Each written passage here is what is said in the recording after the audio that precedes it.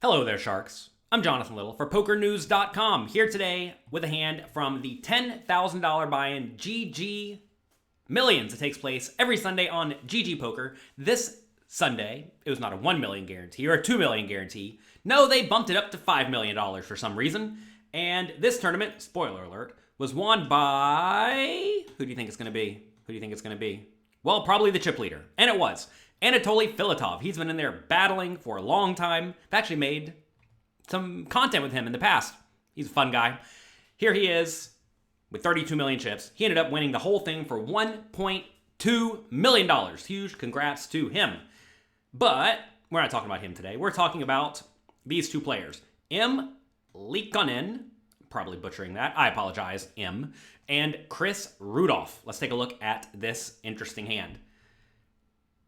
M raises it up on the button to minimum raise with ace-king suited. It is worth noting that there are no very obviously short stacks here, right? The shortest stack is Pedro, but he has 20 big blinds. So this is not a spot where you want to do anything absurd like open shove the ace-king suited. If there was like a one big blind stack, maybe you're supposed to just jam it. But even then, like ace-king suited is a hand you can very confidently raise and then call off against a shove or get it in against a re-raise. So don't be afraid to play this type of hand. M opens it up. Chris has a pretty reasonable calling hand. He may want to 3-bet sometimes. He may want to shove sometimes. I don't think that would be absurd. That said, I generally just call in this scenario and try to flop well. You will find that hands like Jack 10 suited, 10-9 suited, Queen Jack suited, sometimes 3-bet from a GTO point of view, but it's really bad when you get jammed on. So if there is a scenario like this where it's pretty clear M is going to shove some portion of the time against a 3-bet, you probably don't want to be 3-betting this type of hand, and instead you want to be way more polarized with your 3-bets with stuff like King X offsuit or Queen X offsuit. Like imagine you 3-bet the King 6 offsuit or King 5 offsuit and then M shoves, you just have an easy fold, right? But if you 3-bet this Jack 10 suited and get shoved on, you're folding out a hand that has a lot of post-flop playability. Usually see that these decently strong hands with a lot of post-flop playability 3-bet from the big blind when you get deeper and deeper stacked. Because then if you get 4-bet, you can still call. But here, if you get 4-bet, you have to fold, and you don't want to fold Jack 10 suited. Nut flop for Chris Rudolph. Seems like a great spot to put in a check raise. I think you can expect M to bet this flop pretty frequently. I don't necessarily think he should be betting this flop every time from a GTO point of view with his entire range. This is a spot where when you are tied for last in chips or, but with a solid medium stack, you have to be a little bit cautious betting because you don't really want to bet this hand and get check raised. So you have to be cautious whenever you do get checked to. There is no merit in leading here, I don't think. Although, if you are the big stack against a shorter stack and there is big ICM pressure for the shorter stack, there always is some merit to leading at the final table with a strong polarized range, and maybe this fits in. Like imagine Chris knows that M is going to check behind on the flop a lot. Unless he has a good polarized range of like good top pairs and better and like total junk, like, I don't know, King 8 suited, right? If he's going to be betting total air and nuts and checking back a lot of stuff like Ace King, then you'd much prefer to lead because you don't want to let it check through against a hand like Ace King or anything really, right? You'd much rather just get money in. Like imagine you are against a hand like Jack 8 suited or Queen 10. You'd much prefer money to go in the pot, but if you check, those hands are going to check behind some portion of the time, and that's not ideal. So there definitely is merit to leading, especially as the opponent is shorter than you and they are facing payout implications at a final table, as they are in this scenario. Anyway, Chris checks. M, you can go either way. Either you want to bet small or check. I think both plays are viable. If you bet big, like $1 million, you may get jammed on, and you really don't want to get jammed on here because Ace-King does have a lot of equity. You may say, you're against the Jack 10 suited, you're in terrible shape. But if you think about it, if you're against just one pair, like let's say Jack 8, you actually have 10 outs. 10 outs is a lot. You have 4 to the straight, and then 3 to make a top pair with the king, and 3 to make a top pair with an ace. That's usually good. Not always good. It is worth noting that when you do have a draw like this, a gut shot with overcards, you do have to discount your overcard outs to some extent. So whenever you're trying to roughly calculate these spots at the table, instead of thinking that you have something like 10 outs, maybe you think you have something like 7 outs. Because sometimes you're going to run into a hand like King Jack or Queen Jack or Jack 10 or 4-4, right? That are going to take away some of your outs to some extent. Like, I realize when you have Queen Jack, when you get an ace, a king, or a queen, you still win, but a queen is missing from the deck, right? So then you only have 9 outs instead of 10. So you have to discount your outs to some extent. Let's see what M goes for. He's giving it some thought, and he goes for a minimum bet. 1 big blind.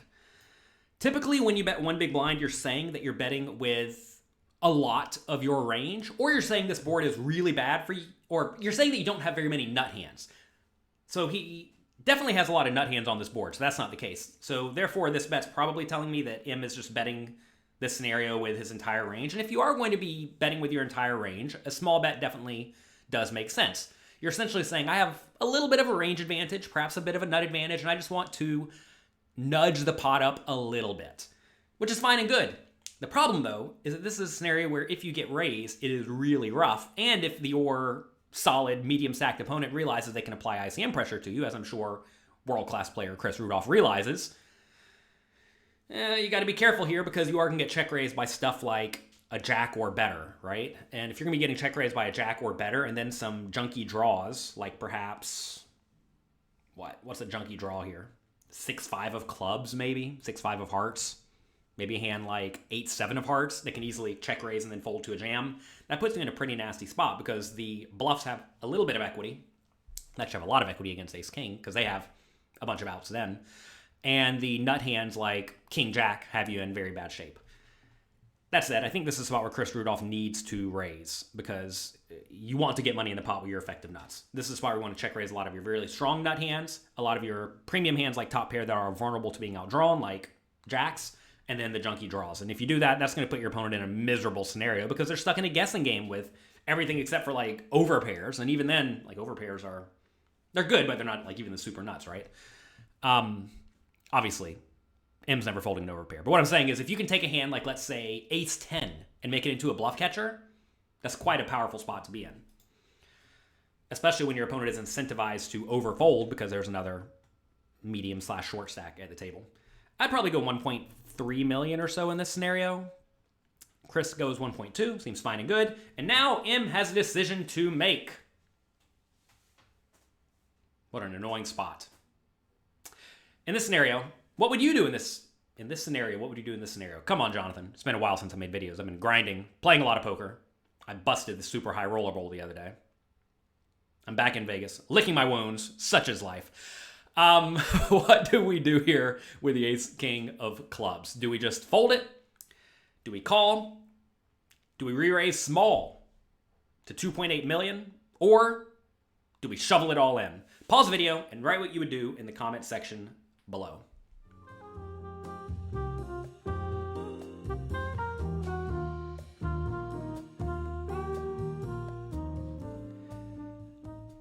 All right. This is a dicey spot. If I was making a quiz for pokercoaching.com, all the options would be not great. We have to give one option the best score, though, and I think that would probably be call. By the way, we're having a sale at pokercoaching.com right now. Check it out at pokercoaching.com/fall because it is the nice fall season. The air is brisk. The leaves are falling down. Head over to pokercoaching.com/fall and get a big discount on the training side. I basically devoted my life to help all of you improving your skills. Check it out. All right. I think call's probably best. In this scenario, we have to put in 1.2 to try to win 4.2 total. So we don't really need to realize all that much equity. We're in position, which is great. So we get to proceed very easily on the turn if we get an ace, a king, a queen, or a club, right? And if we miss, we just fold. I think that's what I would do. I would call here, and then if I get a ace, king, queen, or club on the turn, I'm not folding. If I miss, I'm getting out of the way. Nice and easy. You may say, why not just fold if you're against that strong polarized range? Because maybe your ace is not good or your king is not good. Yeah, but if they are, you're pretty happy if you get there. Even if it does come like an ace and your opponent still wants to put in their money, it's not ideal because you're probably against two pairs some portion of the time. But if your opponent is good, as I'm sure Chris Rudolph is, he's going to have some junky draws in his range. It's not as if Chris only has the nuts here. You have to realize, if your opponent's range in this scenario is literally, I don't know, king, jack, and better, then you should fold. But we're playing the GG Super Millions, not the local $120 tournament where people are only putting their money in the nuts. You have to realize these are all good, strong opponents. So we're at least continuing. We're at least going to call. Should we ever re-raise small? I think that's cute. The problem with re-raise small is then your opponent's going to call with their junky draws. Well, they're decent draws, like let's say Queen 9 if he did decide to check raise that, or King Queen. That said, I'm not sure if Chris Rudolph actually check raises hands like Queen 9 and King Queen here, because he doesn't want to raise to 1.2 and then get jammed on himself, right? Kind of like you perhaps don't want to bet this type of hand because you don't want to get raised. You also don't want to check raise your solid 8-out draws when you're playing at this stack depth because you don't want to get jammed on. So in this scenario, if you do re-raise small, you're probably not giving any draws decent odds to continue anyway, so I don't think that has much merit. So what about jamming? All in. It's annoying to jam all in and get snapped off by a jack and better, which I have to presume is going to call it off every time. If you think for some reason your opponent thinks you're especially nitty, if you think maybe they're check raising really wide with stuff like 10-9 and will fold it to a jam, then shoving's great. Look, if you can ever get Chris Rudolph off of a pair that's check raising, then shoving's all in is amazing, right? Because then you just win the whole pot, which is fantastic. I have to presume you don't have a ton of fold equity here, though, and whenever you do get a fold, it's probably going to be from a very low equity draw, which you're going to be in good shape against, especially if you get a good turn card. Like, imagine you are against a hand like 8-7 of hearts, and you turn the 6 of clubs, and your opponent wants to continue putting money in. I mean, that's fine, right? Because you're in great shape. So I would call here. Next best option, I think, would be to shove. But none of these options feel good. Let's see what M decides to do. Looks like we have a long time in this video. He gives it a good long think. He thinks. He jams. Oh, there he goes. He jams and immediately gets snapped off. Obviously. I don't hate the shove. You may say, is shoving really good? If you can get him off of a made hand like a jack or a 10, then shoving's great. Otherwise, I don't think it's so good. Turns to 6 of clubs. Will he get there? Let's peel it out on GG. They let you peel the river card. You know what card that is? I know what card that is. Dirty queen on the river. M picks up all the chips. Anatoly gives it an OMG. And they continue moving forward. One thing worth noting here, by the way. In this scenario, you have to ask, why does Anatoly care? Maybe he's just sweating it out and having a good time, as a lot of people do on GG. But when you're at a final table, you really want the big stack on your right, over here. If you're in Anatoly's shoes, you want all the chips over here. You don't really care how they get there. You don't care even how good this player is. You really do not want the chips on your left if this opponent is good and Chris Rudolph is good, right? So the reason for this is that chips flow to the left in No Limit Hold'em. It's a game of position, right? So on average, M is going to lose pots to Anatoly. Anatoly is going to lose pots to Chris. Chris is going to lose pots to Pedro. Pedro's going to lose pots to Marius. Marius is going to lose pots to M. So if all of the big stacks are over here on this side of Anatoly, the chips are going to be flowing this direction over to him, right? And that's going to result in, on average, Anatoly chipping up and winning these medium 15 million chip pots, while he's going to be losing these small 6 million chip pots. And when you're in this scenario, this is amazingly good for you. And right here, a whole load of equity just got dumped into Anatoly's lap. And, well, he capitalized on it, and he won the tournament for $1.2 million.